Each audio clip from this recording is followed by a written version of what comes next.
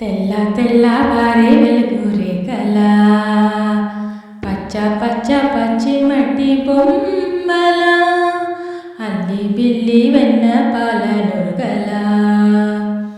అచ్చ తెలుగు ఇంటి పూల కొమ్మల దేవదేవుడే పంపగా